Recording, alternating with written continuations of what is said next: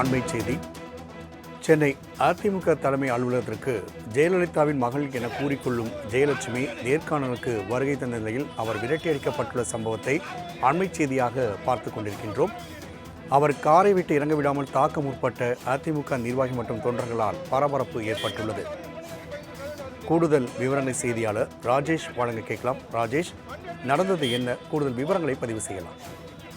குமார், வணக்கம். சென்னை ராயப்பேட்டையில் உள்ள அதிமுக தலைமை அலுவலகத்தில் விருப்ப மனு அளித்தவர்களுடன் அதிமுக பொதுச் செயலாளர் எடப்பாடி பழனிசாமி நேர்காணல் நடத்தி வருகிறார். இந்த நிலையில் தேனி மாவட்டம் ஆண்டிப்பட்டி தொகுதிக்கு விருப்ப மனு வாங்கிய ஜெயலலிதாவின் மகள் என கூறிக்கொள்ளும் பிரேமா ஜெயலட்சுமி நேர்காணலில் பங்கேற்பதற்காக வருகை தந்தார்.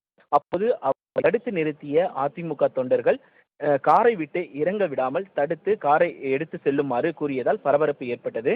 மேலும் நீ ஏன் இங்க வந்த உரிமையில் பேசி உடனடியாக அதிமுகவின் தலைமை அலுவலகத்தின் கதவை ஊழியர்கள் மூடினர். இதனைத் தொடர்ந்து ஜெயலட்சுமி இறங்க முயன்றார்.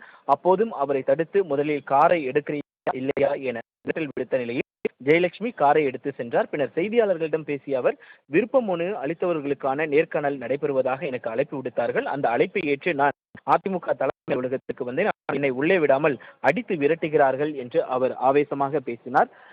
தொடர்ந்து இந்த நேர்காணலை பொறுத்த வரைக்குமே ஏற்கனவே அவர் விருப்ப மனு அளிக்கும் பொழுதே அதிமுக தலைமை அலுவலகத்திற்கு வந்து விருப்ப மனுவை வாங்கி சென்றது பெரிய பரபரப்பையும் சர்ச்சையும் ஏற்படுத்தியது.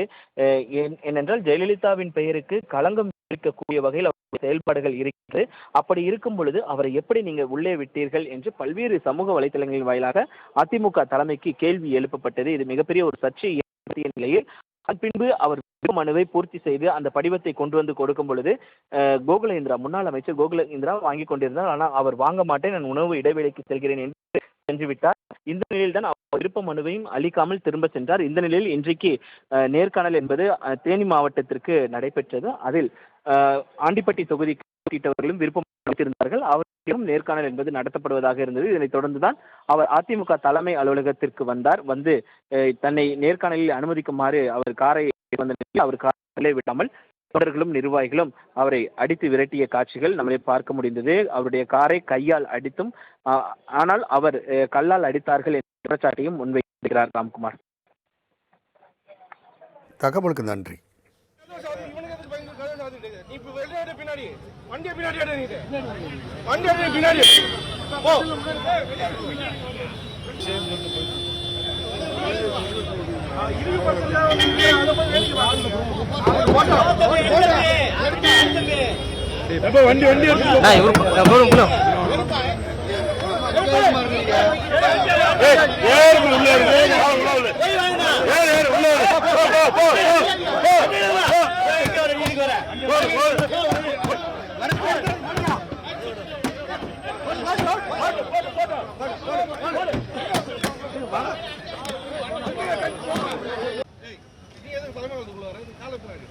காலை பின்னாடி நீ கால் உள்ளார காலை பின்னாடி